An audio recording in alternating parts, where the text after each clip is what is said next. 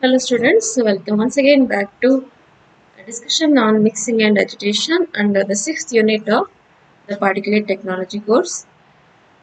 So up to now we have completed the agitation part.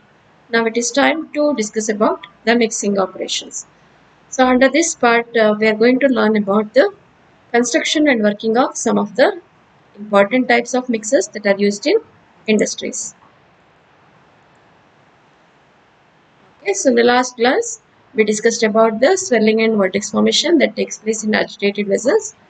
So we learned what are the causes for this kind of phenomena and what are the methods used to prevent swelling and vortex formation along with the impact of this phenomena on the operation.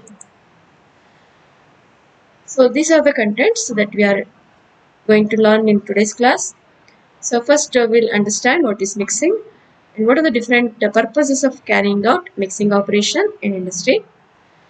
The various kinds of mixing action that is involved in different types of mixers and the important types of mixing equipments in industries. And later on, we will discuss one type of mixer called double arm needle or sigma mixer, its construction, working, and applications. So you know what is the difference between mixing and agitation. So agitation creates a random motion within a single phase. So whereas mixing essentially involves interdispersion of two or more phases, such as suspending solid particles in a liquid, in case where you need to prepare a solid liquid mixer, and also it's called as slurry mixing. Okay, it can also be required for blending of two miscible liquids to create a homogeneous solution and to interdisperse two immersible liquids to form emulsions and also to disperse gas phase in a liquid and also to mix dry powders and granular solids in the operations called solid-solid mixing.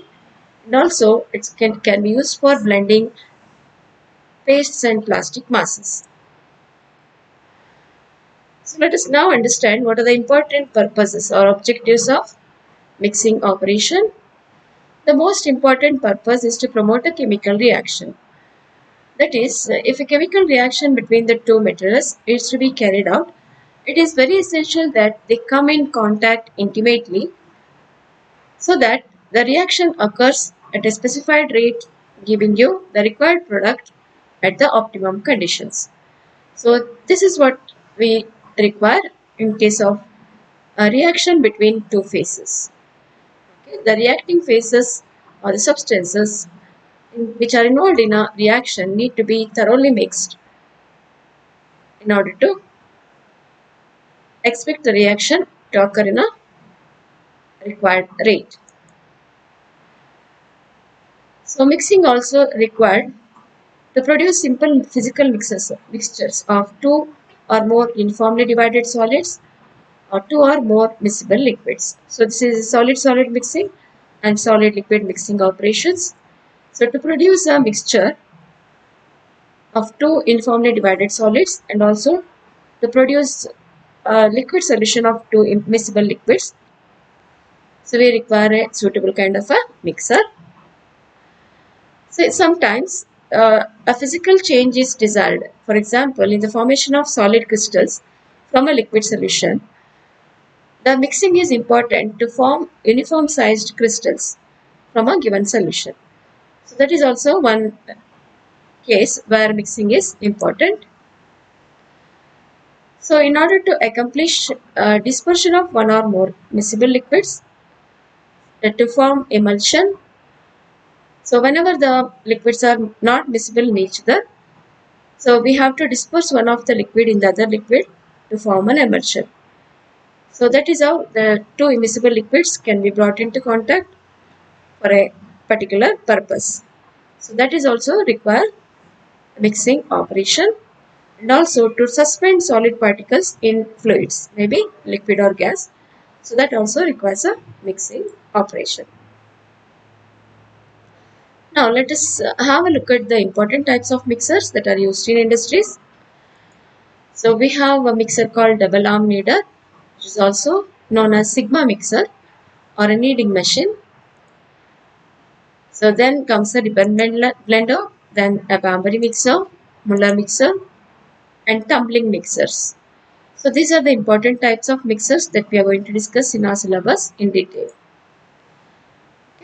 So coming to the mixing action that takes place in our various types of mixers, the mixing action can involve any of these actions in combination. So it can be a low speed shear, it's cutting action, then smearing, that means spreading action, then wiping, folding, stretching, compressing. So all these kind of actions are involved in a mixer to bring about the required kind of mixing achieved from a given phases. So these machines should have a strong rugged construction because during mixing very large forces will be generated. So the construction of these mixers need to be very strong in order to withstand that greater forces involved. So coming to Sigma mixer or a kneading machine. So in this type of machines, the mixing action involves combination of bulk movement of the material, smearing, stretching, folding, dividing, and recombining. So when the mixer is in operation, all these kind of action take place and the material will be pulled and squeezed against the blades, the saddle means the bottom part of the mixer and the walls of the trough. So that means this mixer essentially made up of in the form of a trough having a saddle shaped bottom, and there are blades which are rotating inside the trough, and that rotating blades causes the material to be moved in a different parts of the machine, and also smearing, stretching, folding and dividing all takes place that results in the proper mixing of the materials. A sigma mixture consists of a short rectangular trough. So as I mentioned previously, so it consists of a short trough and it is curved at the bottom to form two longitudinal half cylinders. So that means a trough is divided into two portions, each, that is, it is divided at the center. So each portion will be provided with a curved bottom to form a saddle shaped bottom. Two counteracting blades means the two rotating blades which are rotating in the opposite direction having roughly a Z shape will be incorporated in the trough. So the blades are located in that way, and also the shape of the blades is constructed in such a way that when material is turned down or pushed down by one of the blade, so immediately it will be pushed up by the another blade. So that is a kind of rigorous action that involves during the mixing of solids in this type of mixer. So figure 6.1 is showing you a simple top view sketch of a sigma mixer. So this is the rectangular short length drop, and these are the blades generally called as sigma blades. So these blades are shaped in the form of a roughly a Z-shaped blade, and the blades will rotate during the operation. So they are counter rotating, means they are rotating in the opposite direction, and one of the blade is driven by the gear mechanism as shown here. Okay. So on the bottom figure, that is in the second figure, you can see the different types of blades that are used for different purposes in a sigma mixer. So the blades as shown here is driven through gear mechanism provided at either end or on both sides. So the gear mechanism that drives the blades may be located either at one side of the machine or at both the sides. The trough may be open or closed and may be jacketed for heating and cooling. So this is optional again. The trough may be kept open or closed depending upon a requirement. Then it may be provided with a jacket for introducing heating or cooling liquids. So this is a double arm kneader or a sigma mixer. So in case where thorough cleaning between the batches is not essential, the machine can be emptied by a bottom wall, means you can provide a hole at the bottom and a wall provided to the outlet. So by opening the valve, you can empty the sigma mixer. So most commonly, the discharge of a sigma mixer is done by tilting the trough after the mixing is completed.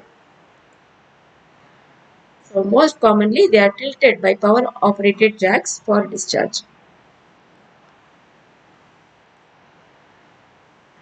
So as I already told you, the figure 6.2 shows the different blade designs meant for carrying out mixing action for different kinds of materials. So if you consider the first one is called a sigma blade.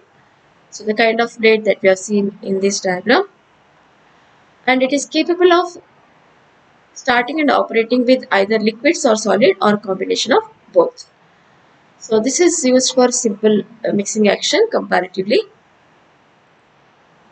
So it is used for mixing solids and liquids or both.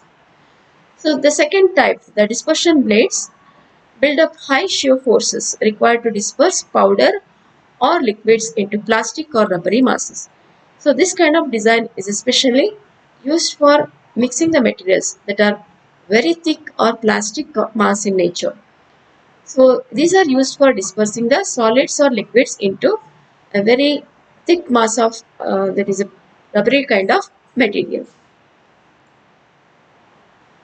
The third design, called a double neighbor blade, is useful for heavy plastic materials. So this is constructed in such a way that we can mix two very thick pastry masses. So this is suitable for mixing solid and solid.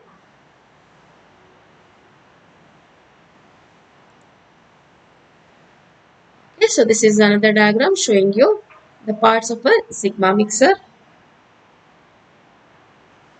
So you can see here, this is the short trough that encloses two counteracting blades, and you can tilt the mixture after mixing to discharge or to take out the material from the trough. Okay, so the material usually is a batch operated, machine is a batch operated one. Okay, the material that is to be needed is dropped into the trough and mixed for a period of 5 to 20 minutes or even longer if thorough mixing is required. The trough is then unloaded by tilting it.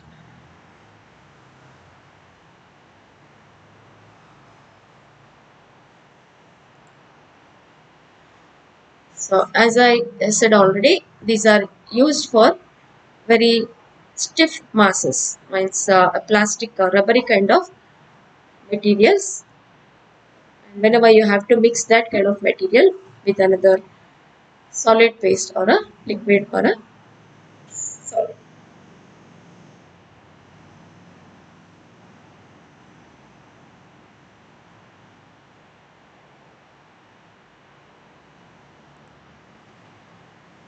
Okay.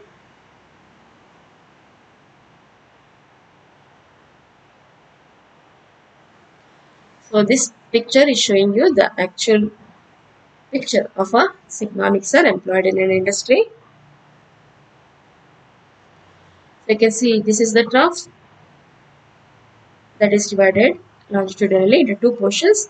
Each portion is having a curved shaped bottom like this, semi-cylindrical bottom, and you can see the two plates located are placed in each of the portion.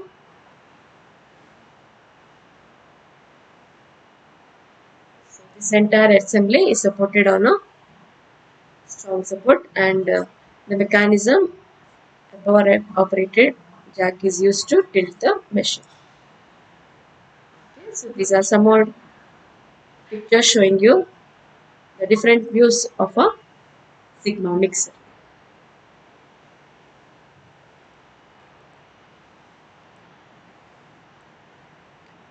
Okay, let us go through a few questions to recall the things that we have learned today.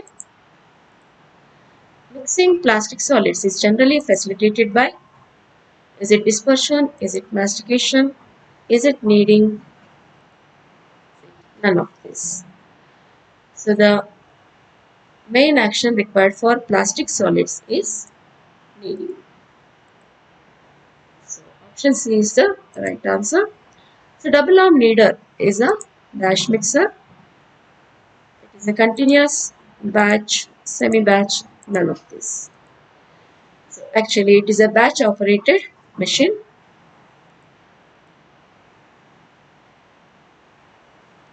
The dash is useful for heavy plastic materials. So which type of blades are suitable for mixing heavy plastic materials? So is it sigma blades? Is it dispersion blades? Is it double navel blade? Or is it none of the above? So the answer is C, double navel blade actually. So there is a mistake over here. The right answer is double navel blade. Dash mixer involves kneading action. Sigma mixer, double cone mixer, molar mixer, bamboo mixer. So the kneading action is mostly seen in a sigma mixer or a double arm kneading mixer. So the answer is the first one, sigma mixer. Okay. So just excuse me for the mistake on the third question. The question is like the dash is useful for heavy plastic materials. So for heavy plastic materials, double navel blade is the right type of blade used. Okay. So it should have been option C. Please make the correction. So let me end the class with that.